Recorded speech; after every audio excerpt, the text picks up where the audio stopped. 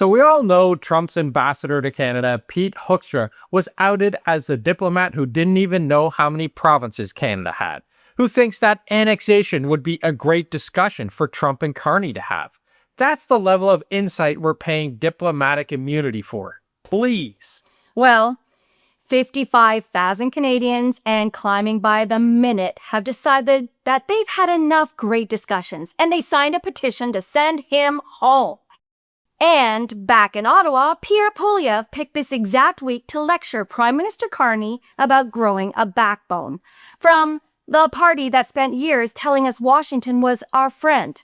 Pick a lane, Pierre. So you've got a diplomat getting run out of the room, an opposition leader chiding the government over something he has no solution for, and a prime minister stuck negotiating with the government that loves both of them. So let's get into it. Let's start with what's actually on the table, because it's bigger than one tone-deaf ambassador. On Tuesday, LeBlanc and Canada's chief negotiator, Janice Charette, sat down with U.S. Trade Representative Jamieson Greer. It's the third meeting in 3 weeks. 3 sit-downs in 3 weeks is not small talk, Dave. That's 2 sides racing a clock. And the clock reads August 19th. That's the day a 50% tariff lands on roughly $20 billion of Canadian goods. That works out to about 5.2% of the goods the United States imported from Canada last year. 5%, sure, that can sound relatively small when you look at the whole Canadian economy, but economies don't experience tariffs as one giant national average. They land on individual factories, mills, farms, and communities. And it doesn't even land evenly. Ontario, Quebec, and BC take the real hit. That's where the steel, aluminum, and auto manufacturing all live. The energy-heavy provinces skate through this round because the energy's carved out of the package entirely.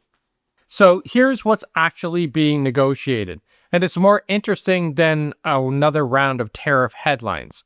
The two sides are working on a quota system for steel and aluminum. Canada ships a set volume to the US tariff-free, and anything above that line gets taxed. That's a compromise structure, not a clean win. The U.S. has issues with the booze ban and the autos, but the main thing holding it up is dairy. Washington wants deeper access to Canada's dairy market, and that's the lever every Canadian government has been scared to pull, because supply management is political nitroglycerin here. Touch it wrong and you don't have a trade deal. You have a farmer uprising. And besides, the USA has never hit their quota. Canadians don't want their full of hormone crap U.S. dairy coming into Canada. So just picture the room here. You got Greer, who wants dairy concessions, Charette's holding the line on supply management, and the clock behind both of them says 9 days. That clock is ticking, and the options, they're starting to run thin. And remember, again, this isn't hitting every Canadian equally. A steelworker in Hamilton has a very different stake in this deal than someone in Alberta watching from the sidelines. I wonder why Alberta even wants to separate when they get everything they want. When Poilievre says no more caving, he's talking about a decision that costs some Canadians their jobs and costs others absolutely nothing. Which brings us to Pierre Poilievre, who this week decided that the problem with Team Canada isn't the 50% tariff, it's that Mark Carney hasn't been tough enough asking for it to go away.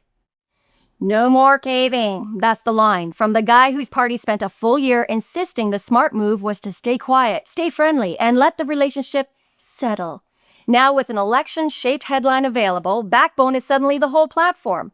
Another performative jab that has no substance.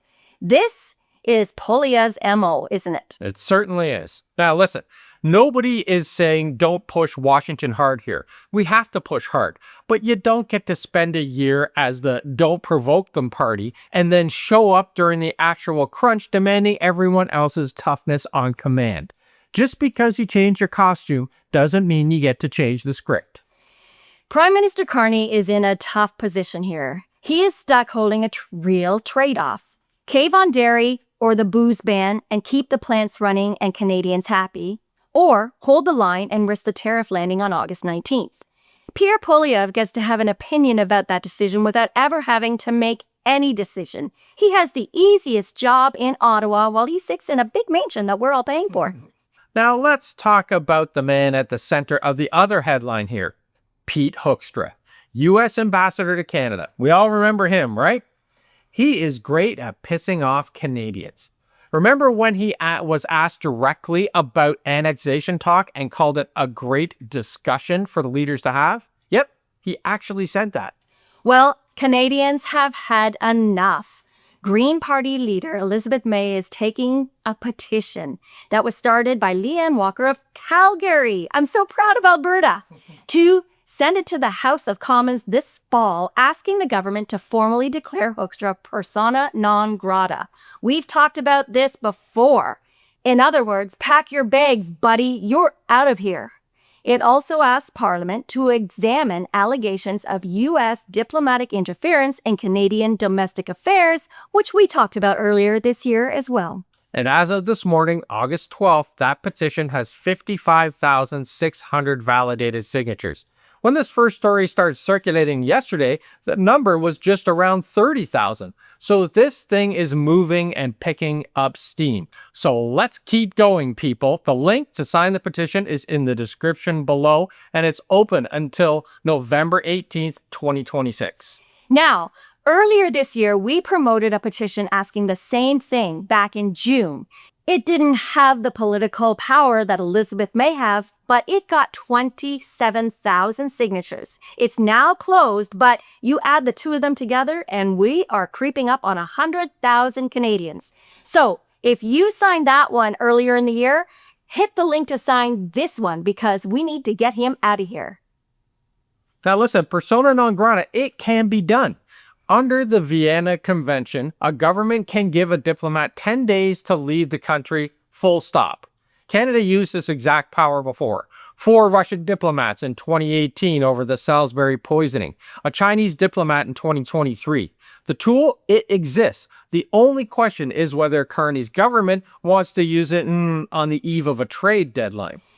Chances are slim that he would use it right now. You don't usually expel the ambassador of the country you're trying to close a deal with in 9 days.